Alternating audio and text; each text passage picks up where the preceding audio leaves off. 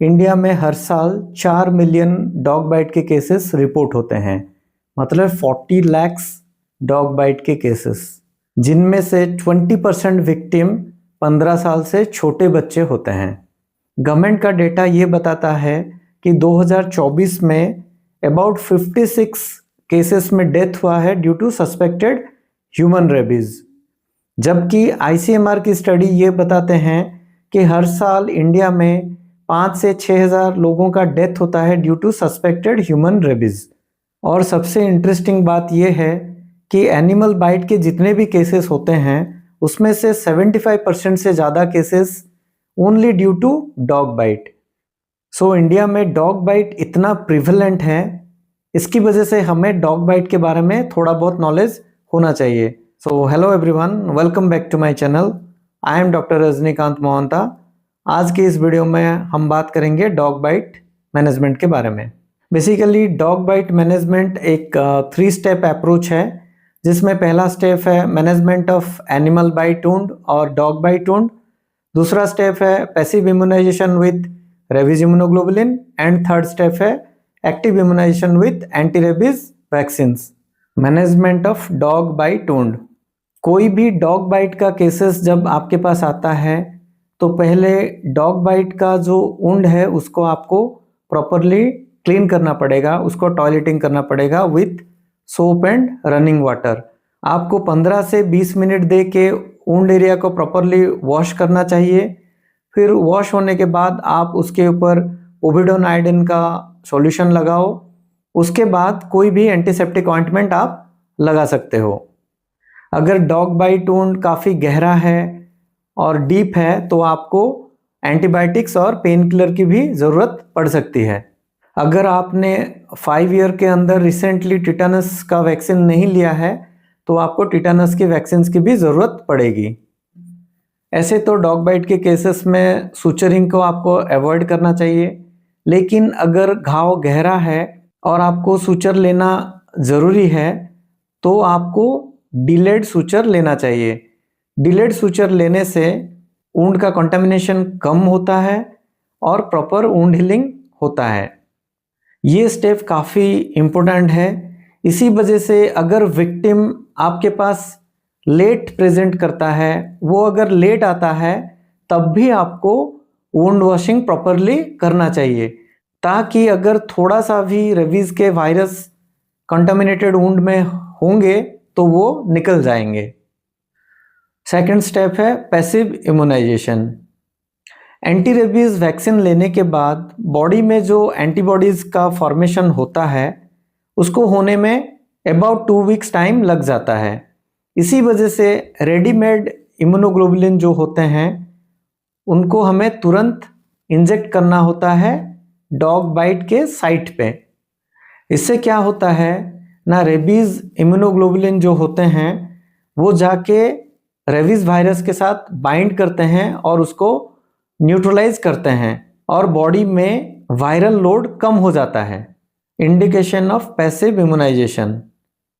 All category 3 wound bite, all wild animal bites, category 2 animal bites in immuno compromise patient जो कि HIV के patients होते हैं, tuberculosis के पेशेंट होते हैं, या तो फिर ऐसे पेशेंट्स जो केमोथेरेपी पे होते हैं। आज के टाइम पे इंडिया में 2 तरह के इम्यूनोग्लोबुलिन अवेलेबल्स हैं। एक है ई-रिग जो कि हॉर्स से एक्सट्रैक्ट होता है और दूसरा है एच-रिग जो कि ह्यूमन से एक्सट्रैक्ट होता है। एच-रिग ज़्यादा पोटेंट होता है देन ई-रिग और उसका डोज भी आधा होता है then ERIG. Human rabies immunoglobulin का डोज होता है अबाउट 20 इंटरनेशनल यूनिट पर केजी बॉडी वेट, जबकि इक्विन रेबीज इम्यूनोग्लोबुलिन का जो डोज होता है वो होता है अबाउट 40 इंटरनेशनल यूनिट पर केजी बॉडी वेट।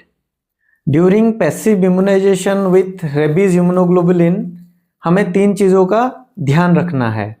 अगर आपने एंटी रेबीज वैक्सीन्स लिया है तो उसके 7 दिन के बाद आपको इम्यूनोग्लोबुलिन की कोई ज़रूरत नहीं है।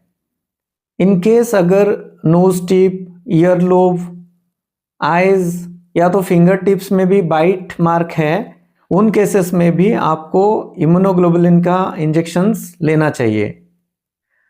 थर्ड चीज़ ये है कि रेबीज इम्यूनोग्लोबुलिन को आपको सेम साइट पे नहीं लेना चाहिए जहां पे पहले आप एंटी रेबीज वैक्सीन लिए हुए हो।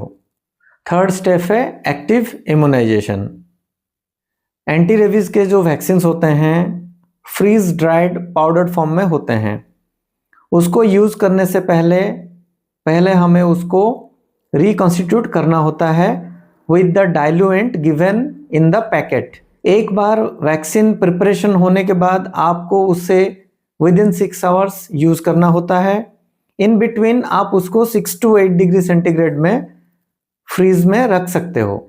एंटी रेबीज वैक्सीन लेने के बाद ह्यूमन में इम्यूनिटी जो डेवलप होता है वो ऑलमोस्ट लाइफ लॉन्ग रहता है, जैसे कि मिजल्स की वैक्सीन में होता है। इसी वजह से नेक्स्ट टाइम अगर कभी भी डॉग बाइट होता है या तो कोई वाइल्ड एनिमल बाइट होता है और आप बूस्टर डोज लेते हो, तब भी विद इन 7 डेज बॉडी में इम्यूनोग्लोबुलिन फॉर्मेशन हो जाता है, क्योंकि बॉडी में पहले से इम्यूनोग्लोबुलिन के अगेंस्ट मेमोरीज प्रेजेंट रहते हैं।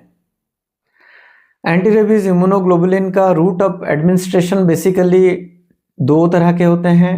एक है इंट्राडर्मल रूट एंड दूसरा है इंट्रामस्कुलर रूट। इंट्राडर्मल रूट में डोज काफ़ी कम होता है, अबाउट 0.1 ml। इसे आपको day 0, day 3, day 7 and day 28 को लेना होता है और हर बार आपको 2 डिफरेंट साइट्स में इंजेक्शन लेना होता है। In case of intramuscular route vaccine का डोज होता है अबाउट 0.5 ml। इसे आप ले सकते हो on day 0, day 3, day 7, day 14 and day 28। And in case of intramuscular route आपको हर बार सिंगल इंजेक्शन लेना होता है। इसका मतलब इंट्राडर्मल रूट में आपको 4 डोजेस लगते हैं and her bar 2 different site पे, मतलब टोटल 8 इंजेक्शंस। लेकिन इंट्रामस्कुलर रूट में आपको 5 डोज लगते हैं and her bar single injection लगता है, मतलब टोटल 5 डोजेस लगते हैं। इंट्रामस्कुलर रूट हमेशा बेटर रहता है देन इंट्राडर्मल रूट। अगर कोई बंदा किसी जगह पे किसी एक ब्रांड का एंटी रेबीज वैक्सीन लिया है, लेकिन उसके बाद वो किसी दूसरे जगह पे शिफ्ट होता है और वहाँ पे उस ब्रांड का एंटी रेबीज वैक्सीन उसको नहीं मिलता है, तो वो दूसरे ब्रांड का एंटी रेबीज वैक्सीन कंटिन्यू कर सकता है। उसको फिर से शुरू से स्टार्ट करने की कोई ज़रूरत नहीं है। वो जो भी रेजिमेन फॉलो करता है, इंट्राडर्मल हो या तो इंट्रामस्कुलर हो, वो उसको कंटिन्यू कर सकता है।